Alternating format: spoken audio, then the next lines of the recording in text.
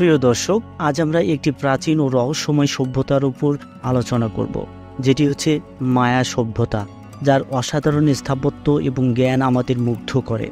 আজও এর অনেক রহস্য উদ্ঘাটিত হয়নি। মায়া পিরামিড, তাদের গণিত, জ্যোতির্বিদ্যা এবং আচার অনুষ্ঠান সব কিছুই আমাদের কৌতূহলকে বাড়িয়ে তোলে। চলুন মায়া পিরামিডের গোপন রহস্য এবং মায়ান সভ্যতার প্রাথমিক ইতিহাস সম্পর্কে জানি। মায়া সভ্যতার শুরু।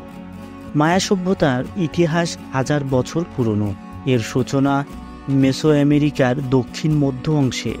প্রাচীনকালে মায়ানরা ছোট ছোট গ্রামে বসবাস করত এবং কৃষি, বিশেষত মকাই ও শিম ছিল তাদের প্রধান জীবিকা।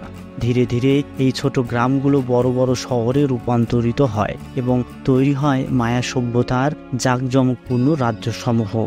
মায়া পিরামিড। মায়া পিরামিডগুলি তাদের স্থাপত্য কৌশলের অসাধারণ উদাহরণ। সবচেয়ে বিখ্যাত পিরামিডগুলোর মধ্যে চিচেন ইউজার, কুকুলকান এবং টিকালের গ্রেট জাগুয়ার পিরামিড উল্লেখযোগ্য। এই পিরামিডগুলি শুধুমাত্র ধর্মীয় অনুষ্ঠানের জন্য নয়, বরং জ্যোতির্বিদ্যা পর্যবেক্ষণের জন্যও ব্যবহৃত হতো। পিরামিডের প্রতিটি ধাপ একটি বিশেষ সময় ও ঘটনার প্রতিনিধিত্ব করে। জ্যোতির্বিদ্যা ও গণিত।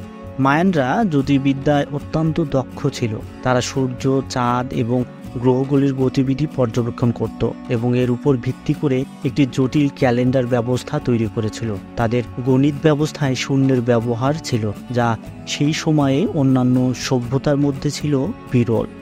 ধর্ম ও আচার অনুষ্ঠান। মায়ানদের ধর্ম ছিল পলিথেইস্টিক, অর্থাৎ তারা বহু দেবদেবীর পূজা করত।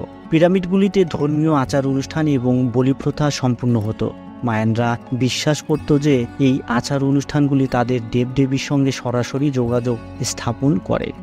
মায়া সভ্যতার পতন। মায়া সভ্যতার পতন একটি রহস্যময় ঘটনা। এ বিষয়ে গবেষকরা বিভিন্ন তথ্য প্রদান করেছেন, যার মধ্যে পরিবেশগত পরিবর্তন, যুদ্ধ এবং রাজনৈতিক অস্থিরতা উল্লেখযোগ্য। তবে প্রকৃত কারণ আজও সম্পূর্ণভাবে স্পষ্ট নয়। মায়া পিরামিড এবং মায়া সভ্যতার গোপন রহস্য আজও আমাদের মুগ্ধ করে। তাদের অসাধারণ স্থাপত্য, জ্যোতির্বিদ্যা, গণিত এবং ধর্মীয় আচার অনুষ্ঠান আমাদের কৌতূহল এবং গবেষণার প্রেরণা দেয়।